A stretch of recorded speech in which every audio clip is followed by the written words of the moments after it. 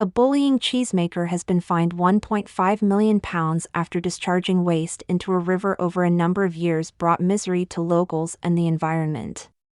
One of the UK's largest dairy manufacturers, which helps produce Cathedral City cheese, was accused of repeatedly polluting a river near its Cornwall facility and subjecting local inhabitants to years of foul odors. However, while the fine is a significant amount, issues continue to persist. This case study provides an example of how environmental agencies can work effectively in cutting problems, but that the process can come after years of prior damage. Dairy Crest was convicted for frequently violating its environmental license at the David Stowe Creamery near Camelford. Dairy Crest had begun installing cutting-edge equipment in 2016 to process whey, which was subsequently supplied to infant formula producers and as a probiotic food component.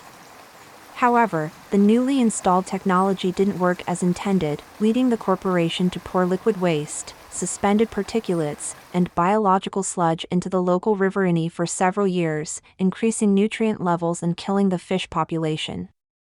The river is utilized for Atlantic salmon breeding and is home to native wild brown trout as well as lesser species such as bullheads and loaches.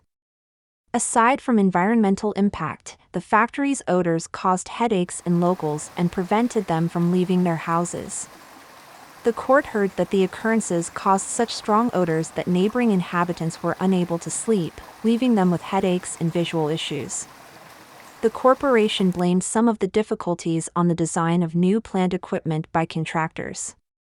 However, Judge Simon Carr criticized the company's approach, claiming that senior and intermediate management were involved at every level and could have responded better.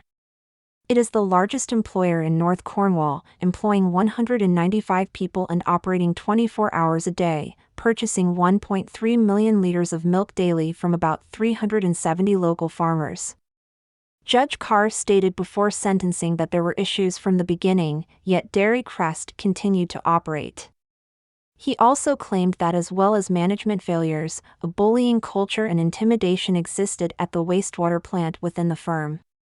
While Dairy Crest portrayed the initiative as a financial failure, the Environment Agency contended in court that the key motivator for the offense was the company's desire to recoup its investment. According to the EA's prosecutor, Richard Banwell, the business failed to tell the agency about events.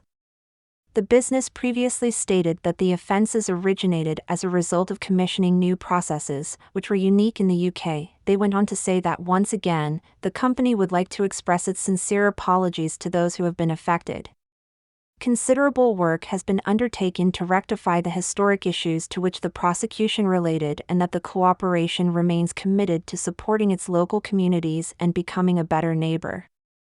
However, the issues persist. According to the Environment Agency, which launched the prosecution, Dairy Crest completed various rehabilitation measures at its wastewater processing plant by the end of 2021, including the installation of new types of filters, but they had not yet fully addressed all of its concerns. The Environment Agency remains deeply concerned about the site's environmental performance and environmental effects, and will continue to monitor it. It is reviewing the site's environmental permit as part of a larger evaluation of the food and beverage industry, and any adjustments will be submitted to public input. Public opinion remains mixed on the matter, but the general consensus remains steadfast that the issue should have been not only avoided but fixed a long time ago. Thanks for watching, and please subscribe.